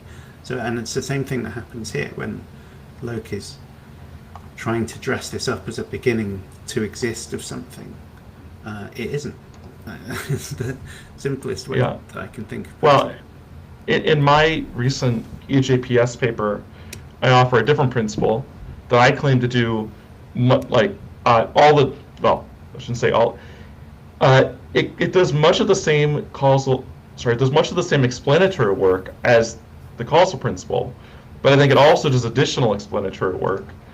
It's what I call the consistency principle, that whatever begins to exist must be consistent with the full set of logical, metaphysical, and gnomic principles. And then a principle like that, I mean, supposing that you did think that something's beginning to exist here in Locke's example involving the electric field, well, a principle like that would tell you why it couldn't begin to exist, right? Because it would violate one of the gnomic constraints on the field. Yeah. I think, though, he probably does address this, sort of. I mean, like you can see here, objection based on the distinction between different senses of beginning to exist. I don't think that's what we're I mean, maybe it is. Let's see, against my argument using the case of electric field and strength of sound, it might be objected that the distinction between there was no entity E and then there was an entity T with property P. Okay, so that sounds like the strong beginning we were talking about before, and an entity F which already exists coming to possess a property Q it didn't previously have. Okay, good. Actually, this sounds like it is the distinction we were talking about. Such as an electric field increasing in strength. So he says exactly that right there. One might then claim that this distinction would be the relevant difference that explains why the initial state of reality begins uncaused when an electrical field increasing in strength under certain circumstances does not. I mean, that's not how I would put this. I mean, that's not the relevance of the distinction. It's just that the change in strength of an electrical field isn't a beginning to exist in the relevant sense. That's what's going on. Is that there's two senses here, and one of them isn't relevant. It's not actually a candidate. It's not like I have to explain why. But even in the second sense, it doesn't begin to exist uncaused. It's just not. Right. But even if you did think it was something to begin to exist, like suppose the headaches were the sort of thing that begins to exist, well, then you would have an explanation for how it could begin without a cause. Well, other things could not. Namely, that the kinds of things that begin to exist are these things that, like, inhere in other things and are constrained in what they do by the substance in which they inhere. Yeah. And that's going exactly back to what Prior said about the particles in the example that I read out. He's saying, That's well, maybe right. particles are types of things that they could jump from this orbit to that orbit, but not to this other orbit. I have the resources to explain that without referencing the too early, too late argument, because I'm talking about things that exist, the electrons, not the beginning to exist of the change in state of the electron that doesn't exist yet, kind of thing. So it's, yeah. So I think that although he's drawing a distinction, I'm not sure he's thinking about it in the same way that we are, given this last sentence down here. But anyway, let's keep going and see what he says. In response, both cases are compatible with the definition of beginning existence, which I used for my argument. Namely, X has a beginning of existence if X has a temporal extension. The extension is finite and it has temporal edges. So it's like saying that the headache does begin to exist because the headache has temporal extension. The extension is finite and it has temporal edges. But I think the Priorian response is to say, well, it doesn't really have temporal extension in the same way. There's a time at which the head begins to ache. But it's not like the same as saying there's an object that has extension, which is the headache, and that goes back a certain way, right? That's to run together. It's substances that would really have temporal extension for Prior. It's not changes in substances that have temporal extension in the same way. Right, I mean, that's my initial thought here, is that he's just using the terminology, but to say that the definition applies, but only because he's still running the two things that are different together and not respecting the difference between them. Well, so both the cases fall under his definition. Fine. But I don't know what that gains us, right? So the fact that two things fall under definition doesn't mean that there aren't further claims that we could make about those two things that happen to fall under that definition. We can just say, okay, fine, take the big category of things that begin to exist, maybe the lowercase b. Then we can still break it down into two subcategories. The Priorian argument applies to the level of distinguishing the difference between those two subcategories. And now we just recover Prior's argument again. It doesn't seem like you can really, you can just create this definition and then assert that your argument applies to everything that falls under it. You have to actually show that everything that the argument you want to give applies to everything that falls under that definition. I think we're saying the same thing in different ways. Yeah. He goes on to say here, the beginning of X can refer to then there was an entity with property P, which I think is hard beginning, the genuinely new substance appearing. Mm-hmm. And the beginning of X can also refer to an entity F which already exists coming to possess a property Q that it did not previously have. So that's just the headache type of thing. Right. Such as an electrical field increasing in strength under certain circumstances. So it feels very much like he's saying, well, I just can say that there's a beginning, that X begins to exist even if it's a headache. Like it can refer to those things. I don't know, I'm not really seeing how this is dealing with the observation that Prior's making. Right, it just seems to be kind of an insistence that, well, I'm just going to talk like that anyway. So yeah, I'm a bit confused at how this works. Really, have you got any insight? No, I think what you're saying is right. I mean, I think it's a move that I suspect that one sees an awful lot from Locke, that he'll say, oh, other people have forgotten this distinction because they haven't phrased this in precisely the way that I phrase it. And I don't find that kind of argumentative strategy very convincing. Yeah, right. And he says, in both cases, there's the beginning of a possession of a property, and my argument would still apply. That is, if the event then there was an E with P begins to exist uncaused, then one, there'd not be any causally antecedent condition, blah, blah, blah. But then two, I think, is the important one. The properties of the events, then there was an E with P and F coming to possess Q, so both hard and soft beginnings, would then be had by them only when they had already begun to exist. So I think this is the too early, too soon Edwards argument, right? So he's trying to say, Right. well, actually they are both the same thing, and because they're both the same thing, I'm going to run the too early, too soon argument on them anyway. Whereas I think I need to understand more about how he can possibly be. It just doesn't seem like it works to me, because I think just saying, well, look, you can talk about them in this way, doesn't really do anything to elucidate, like, why. Like, well, there is one.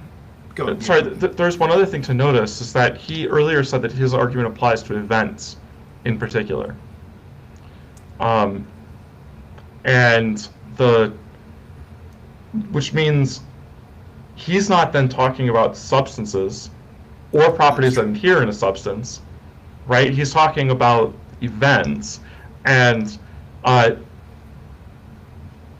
now, I find the way that he's confusing. Sorry, I find the way that he is written to here confusing, because he says the properties of the events would be had by them only when they had already begun to exist. I guess that's fine. If he's going to phrase the argument in terms of events, that is what he'd have to say, right? That. I mean, I find this difficult if we phrase it in terms of events. Like, if we say, all right, we're going to just eschew that kind of priorian talk about substances undergoing changes like that, and instead we're going to say, well, let's talk about events instead. Because, okay, fine, let's talk about events, but now what's going on is that, like, I don't understand how we say, oh, an event began to exist. Because isn't that an event as well? The event's beginning to exist is an event, isn't it? Like, it didn't exist and now it does. Isn't that something that happened?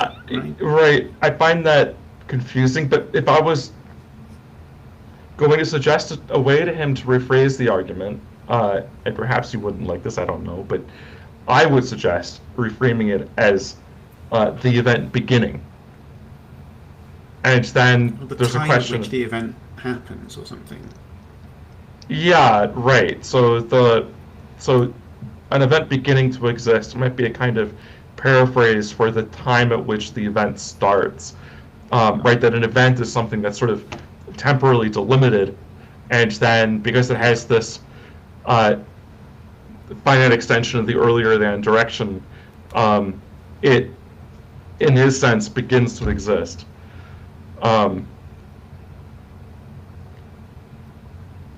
But I think that I still think that there's just a kind of running together the two. Like, if you're going to talk in terms of substances undergoing changes, then I think it makes sense to say the beginning of this thing, this thing begins to exist. The beginning of the tiger in front of me or something. But I think he wants to also, like, keep being able to say things like the beginning of the event of the pre-existing electrical field increasing in strength. But, like, that's just to treat the event like a substance still that's undergoing changes. Like, the event picks up a property of beginning to exist or something, but events don't undergo changes like that. The event just, like, is. It's like when you're an A theorist and you just try aping B theory language, but you can't help referring to, I don't know, the flow of time or something when you're doing that. It's like he wants to say, oh, well, I could talk about events, but when he does talk about events, he's still talking about substances undergoing changes. Like, the type of language he's using is still there, it hasn't been shed completely. So I just feel like I don't understand how it works, and I think he needs to like more thoroughly adopt the sort of event first metaphysical vocabulary. And I just wonder whether the same kind of rhetorical force could be delivered if you do that, because now you've lost the drama of the tiger bursting into the room for no reason or whatever. It's like events occupying finite space-time regions doesn't really sound as dramatic. Like, well, I like, think what's going on in the background here, I mean, there's all this philosophical complication, but I think really what's going on in the background is that for friends of the causal principle, they think that anyone who gives up the causal principle is in effect saying that things can just happen for no reason. Yeah. And he wants to give all of this philosophical nuance and so on about why he thinks that things can't happen for no reason, because if things could happen for no reason, then electric fields would be increasing arbitrarily and raging tigers become charging at us, and it doesn't matter whether you talk about like substances coming to have new properties or new substances beginning to exist or whatever, because either way we're just talking about things happening for no reason. But what this leaves out is that someone who denies the causal principle is simply not saying that things can happen for no reason. Right? I mean, that's something that I think Pryor is very well aware of that Pryor at least wants to acknowledge that there's going to be constraints on what can begin, even if you give up the like Edwardian version of this, but Locke doesn't want to do that. He wants to insist that if like the way that I'm sort of intuitively thinking about what he's saying here is that, so if you have the universe up to some time, and then you wonder what happens next.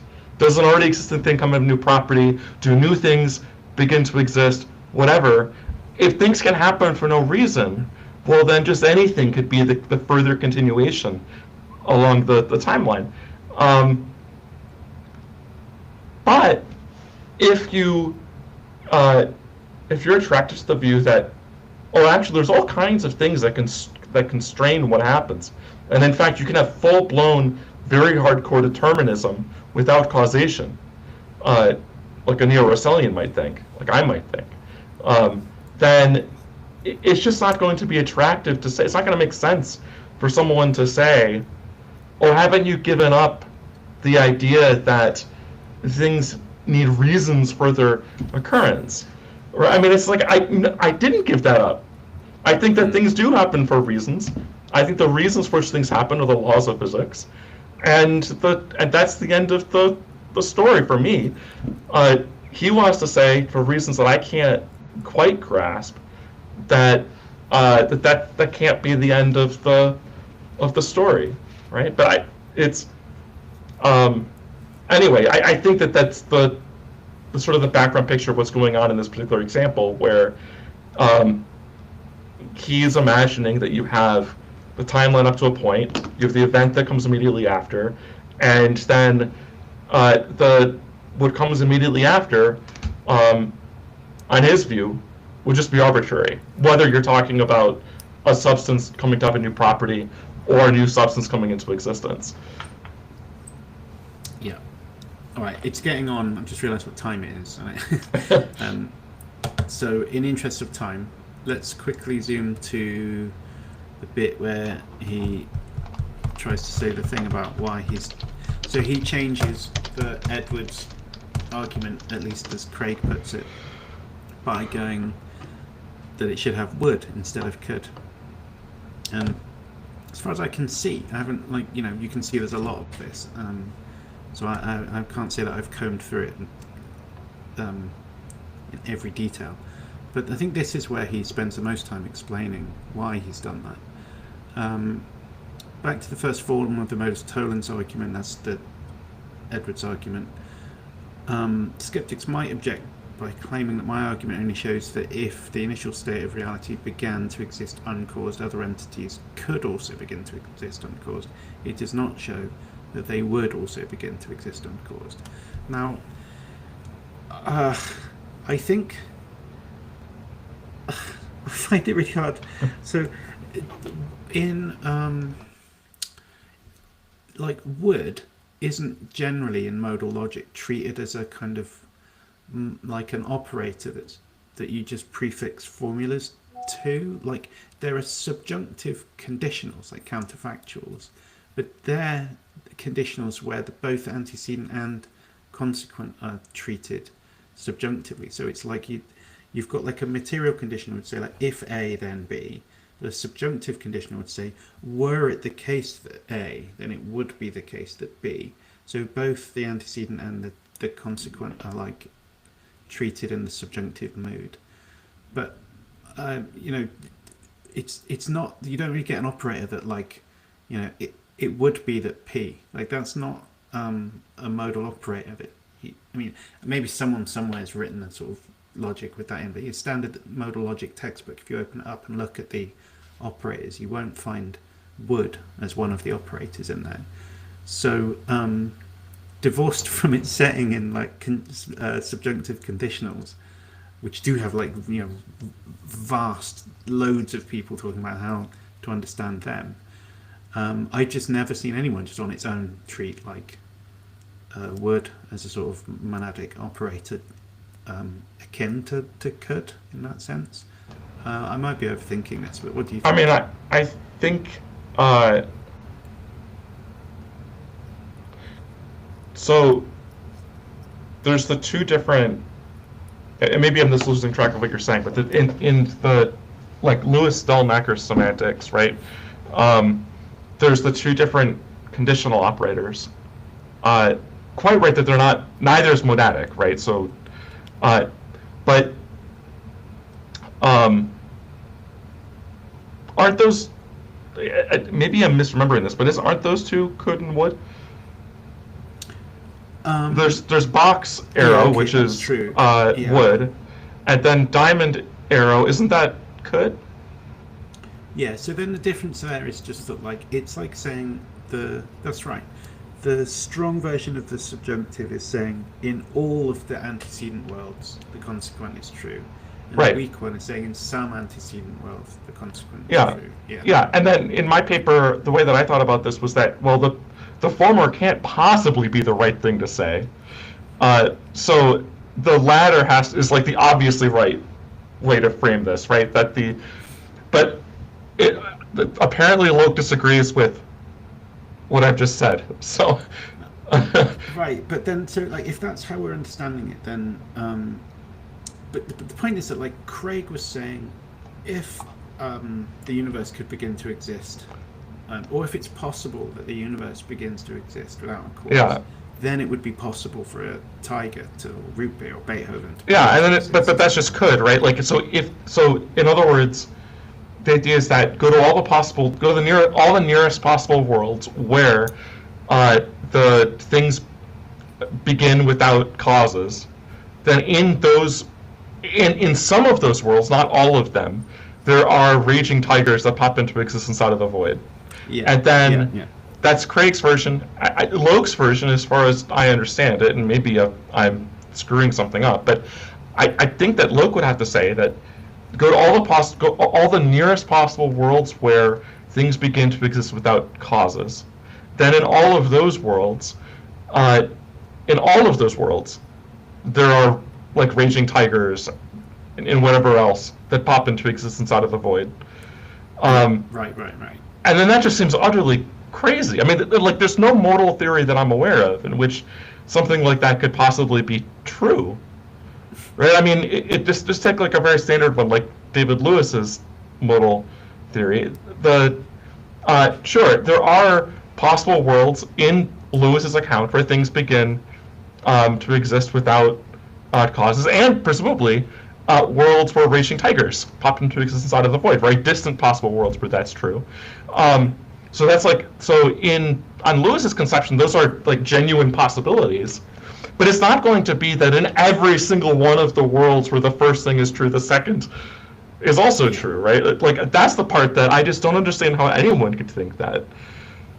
Well, but then it's not the straightforward would-could distinction from counterfactual conditionals, because in reply, could concerns possibility, okay, but then he says I'm not referring to possible events here, so it's not just, he isn't saying, well, I'm referring to all possible events, all possible events in the antecedent worlds or something, right? That it could, would, as we're understanding it, is a kind of strong form, like necessity, where it means all worlds where the antecedent is true.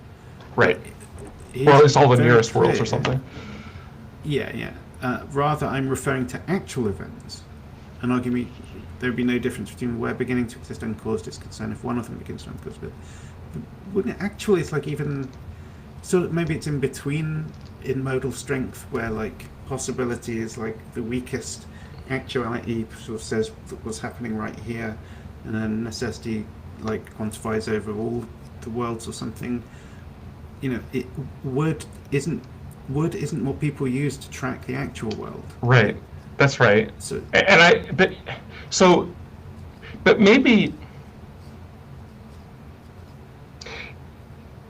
again, if I were to sort of creatively reinterpret what's written on the screen here in a way that I find at least palatable, I would say it's something like this: that the challenge here is not about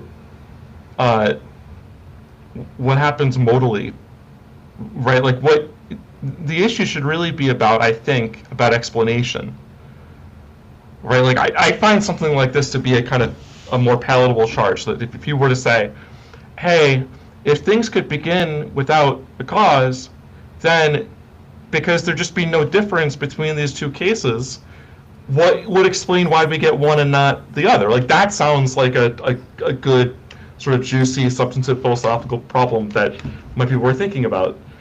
The one that but just written on screen, I think you're right that like this isn't the right way to frame this. Yeah, I think what he means is that like if the universe began with no cause, it's not that then maybe a tiger would begin to exist. It's that if the universe began to exist without a cause, then like inevitably or like without a doubt or something like that. But I think what he's getting to is that like I don't know, that like you would definitely see it. Yeah, right. It's not like maybe there is a tiger on the other side of the universe or something. It would be right here, right now, in front of you. Yeah, and I think that's, I've raised this up in a few different places before, a few different places on YouTube, that this is kind of how someone like Hobbes or Edwards thought about this, right? I mean, they were operating in a very different modal theory. And on their view, it's like, if there's somehow equal sufficient reason for something to happen, then you would just see both of them. And so if there's just no reason at all that distinguishes two events happening, then you just see both events.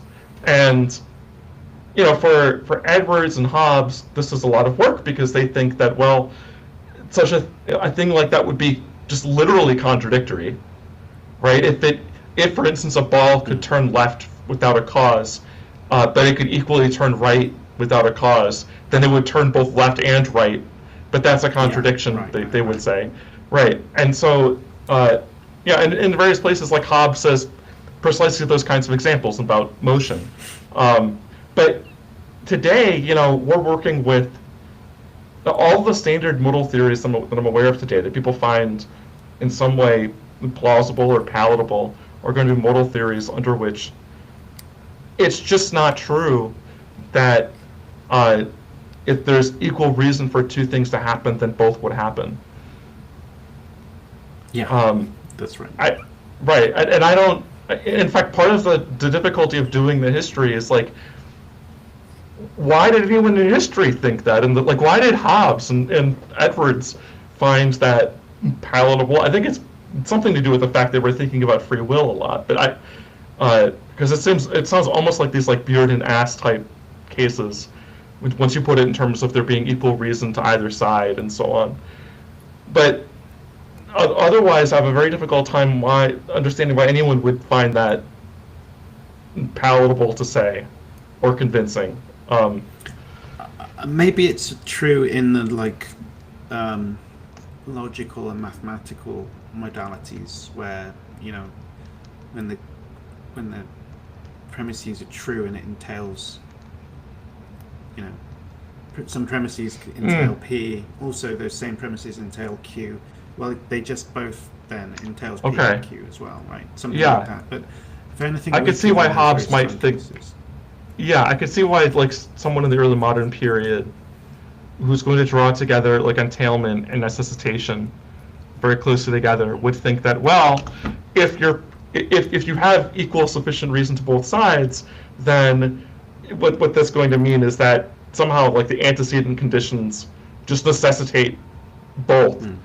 And then that's a logically contradictory state of affairs, and so we just never see something like that. Yeah. Well, obviously, anything remotely weaker than that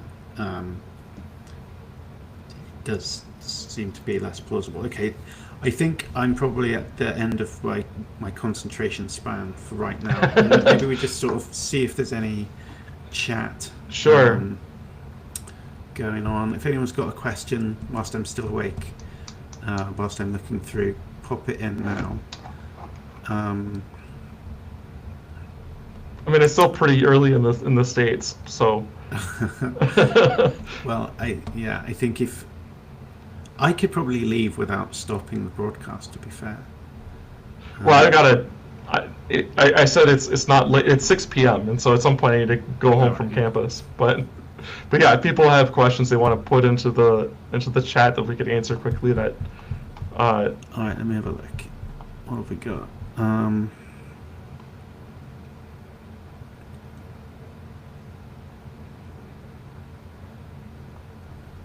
Yeah, so this by dopamine, if the universe is one thing that popped into existence, then other things would be popping into existence. And if the universe, how would we observe that we're part of the universe? I think it sort of resonated with another thought I had, which was that, like, I don't know, maybe if you give them everything, maybe if the universe could begin to exist uncaused, then like other things could, like root beer and stuff, or other universes and whatnot. As long as they couldn't begin to exist right in front of me because of like existential exclusion, yeah, maybe they can begin to exist. You know, what would happen if Beethoven alone popped into existence in out, not in the room, just on his own with nothing else at all there? Well, I think he would just kind of collapse in on himself. You know, you need like air pressure and all this stuff for a body like that to just continue. He wouldn't just be like, hello, is there anybody there? It would immediately, like, you know, wouldn't be able to continue. So maybe that does keep happening, and like for a split second, Beethoven and root beer and bicycles on their own, you know, like a Boltzmann brain sort of scenario. Maybe it kind of just pops in and then disappears straight away again. I don't know. If that was happening, weird, terrifying thought that might be, I'm not sure that it would be any different around here. You know what I mean? It's like... So there's... this comes up in a project I'm currently working on, but in the history of physics, there's something very similar that people have thought about quite a lot. So imagine that there's some place where space-time comes to an end, where it has a boundary. Maybe like 3 feet to my left. There's just nothing beyond 3 feet to my left, right? Then it has a boundary. Well, imagine something now going into that boundary. If it goes into that boundary, it goes out of existence, right? Because it leaves space-time, and so it goes into nothingness. Well, the laws of physics are time reversal invariant. Any solution that goes forward in time, there's an equal good solution backwards in time. So if there's some boundary somewhere and something could disappear, go out of existence by going through the boundary, so too, something could come into existence by coming out of the boundary. Um, there are physical models where there are what are called naked singularities. If you've got a rotating black hole, for example, then you could, if you go into that black hole, you can fly past what's called a ring singularity, and then you could fly into another universe. That ring singularity is a kind of ring-shaped boundary to space-time. And as you go into that new universe, if you look behind you at the ring singularity, you'll see whatever you want coming into existence out of it, or like raging tigers or whatever. So physicists think that this is quite strange, that you could have just things popping into, like arbitrarily popping into existence, actually quite like what folks in this discussion are talking about. And so what they've conjectured is that there's no physical process by which a naked singularity could be produced. There's a famous conjecture due to Roger Penrose that any time that you have a singularity, it has to be clothed in a event horizon. And then anyone who doesn't enter the event horizon won't see things coming into existence out of the naked singularity. But notice what that means, is it means that like you just have tons of things potentially popping into existence without a cause at the location of that naked singularity. Sorry, at the location of that singularity, rather, not the naked singularity, because we're imagining one that's clothed by an event horizon. And now for anyone that's outside of that event horizon, they would never know, because for all, space-time as far as they're concerned just looks completely normal. There's no goblins, as it were, that come and attack us. All the goblins are inside of the event horizon. And so this could be a way that the causal principle could be false, is if there are regions of the universe like that, but that are closed inside of event horizons, and then you would never see them. And then the claim is that instead of a causal principle preventing chaos from ensuing across the universe, it's this cosmic censorship conjecture, Penrose's conjecture, that does the work, right? Like the laws of physics, the structure of space-time itself prevents there from being that kind of chaos anywhere outside of an event horizon. Good. One more from Dopamine. They say, one of the question, how is Craig framing the idea of popping into existence without being in space-time? Does he think time exists beyond the universe? Well, what I think on this one, we were talking before the stream went live about the antinomies in Kant's antinomies, and like the first antinomy is Kant showing that the universe had to have a cause. Is that right? And the second is showing that it didn't. Or is it the first one? It just has two pairs. I don't remember the order, but one is one is basically the successive. One is the successive addition argument that the universe has to have a beginning, and then the other one is it's an argument, sort of a version of argument due to Leibniz, that if the universe ever had a beginning, well then it would be occurring without a sufficient a sufficient reason, and so because God could have made it earlier than. Well, that's at least how Leibniz puts it. Yeah, I don't. Yeah. So if I recall correctly, Kant doesn't actually put it in terms of God, but Leibniz does. Right, but that's right. But it's still just that, like, if the universe began at this point in time, then there'd be no explanation of why it didn't begin at an earlier time or a later time or whatever. Right. And that framing of it is like what Dopamine's saying here. Does he think that time extends beyond the universe? I mean, Kant kind of does in this. Like, if you imagine that time is a big container, a goldfish bowl, whatever, and then the universe is just something inside that begins at some location that you could specify independently, then yeah, it does think that. And it's not clear that Craig thinks exactly the same thing there, but on Craig's view, because he's not a substantivalist about change, about time, he's a relationalist about time.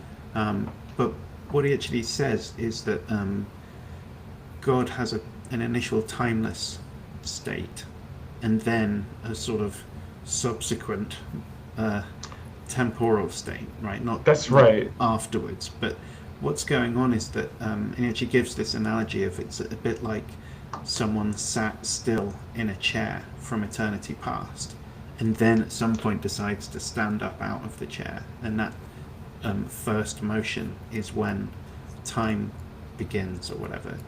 But it does seem to me that like on that view, time I guess begins because changes begin then, but really there is a pre-existing guy sat in a chair for eternity before then. It's just that you can't like metricate the time out because nothing happens, but it is there, and it's like it's quite similar to the substantivalist kind of infinitely extended. That's right. But so the reviews are. It's related to the container view in another way, though, which is that. So you might have thought that time was a feature of the physical world, right? Maybe time, as I would be inclined to think, is a feature of space-time. Folks in this debate, many of the theists in this debate, I don't know if there's any non-theists that hold the following view, but at least many theists do, that there's a distinction they want to draw between physical time, that's time as part of space-time, and metaphysical time, somehow God's time that's beyond space-time. And what Alex is saying is right, that what Craig wants to say about the beginning of metaphysical time is that it begins with the first change. However, Craig is also clear that metaphysical time and physical time don't have to start at the same instant. So you could have an interval of metaphysical time before the initiation of physical time. Craig has examples where he thinks this might be so. So he says God could have created the angels first and then created the physical world, or God could have a succession of thoughts first and then created the physical world. Either way, you'd have an interval of time before the universe, and so in that sense, it's even more like the kind of Clarkian view, right? So people don't know, like, so Kant is getting his argument from Leibniz, but really comes out of this exchange between Leibniz and Samuel Clarke, and Samuel Clarke gets his view from Isaac Newton, and then it's this Newtonian / Clarkian view that that Alex was referencing, where time before the universe is this empty container. But yeah, so Craig is attracted to a view where somehow God is metaphysically first atemporal, and then somehow, I don't know what the right words are here to use, like enters time. I mean, it seems incoherent to me, right? To suppose that something goes from being timeless to being temporal, particularly if you think that all that being temporal amounts to is something that undergoes change. If it's timeless, it doesn't undergo change, and so it doesn't change from being timeless. But anyway, Craig thinks that somehow God changed from being timeless and became temporal, and then once in that temporal state, metaphysical time is initiated, and then perhaps at that time or perhaps later, physical time is initiated. It's complicated. Right, last one, and then I've got to go to bed. Alex, so this is JRR, says, Alex, obviously all of the last 4 debate preps can't be addressed in your actual debate. That's an understatement. What among all of this do you most expect Craig to attack you on? Well, I very much doubt Craig will watch any of this. Certainly I doubt he'll watch all of it.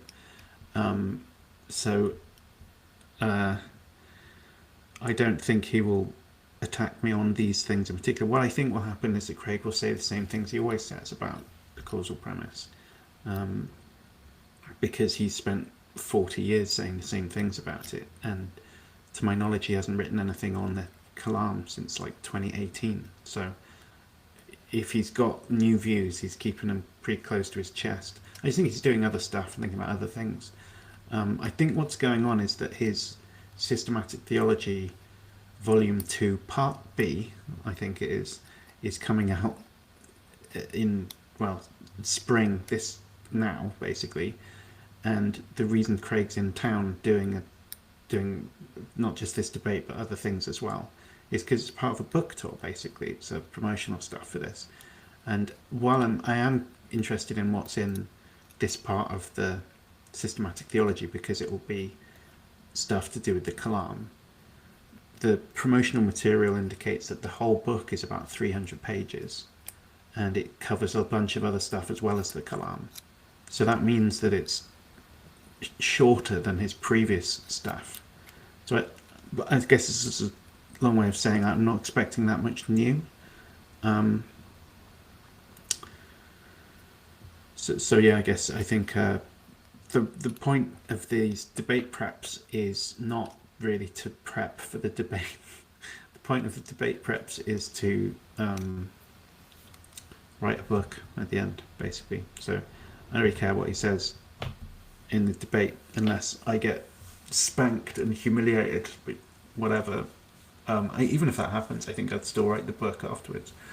It's just nice to collect together all this stuff. Or would you go and write? Would you go and write children's literature if you got spanked? I don't even know. Maybe I wouldn't even be able to do that. I would just. I don't know what I would do. No, I think in all fairness, Craig's an excellent rhetorician, and I'm not. So in terms of like someone wants to go, who won the debate or whatever, there'll be metrics obviously according to which he will win the debate, because he's going to be better at talking than I am.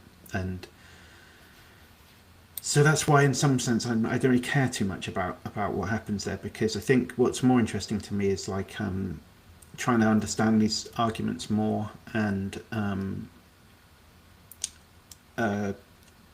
there's a sort of quite a lot of theistic hot takes on the Kalam, like people like Andrew Locke or Odeberg or Erasmus, or I don't know, there's a bunch of other people as well who defend it. I mean, I guess Proust and Koons also have their sort of Kalam style versions of the argument.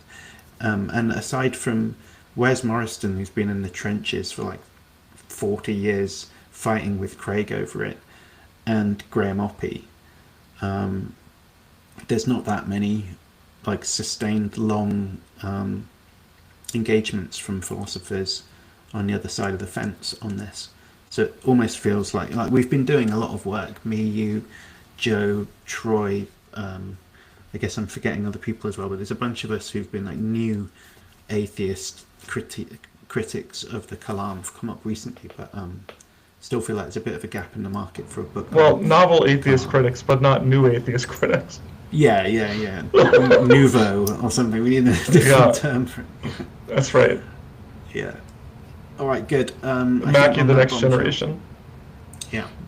Post-new atheist or something. Right. Anyway, I know you have to go to bed.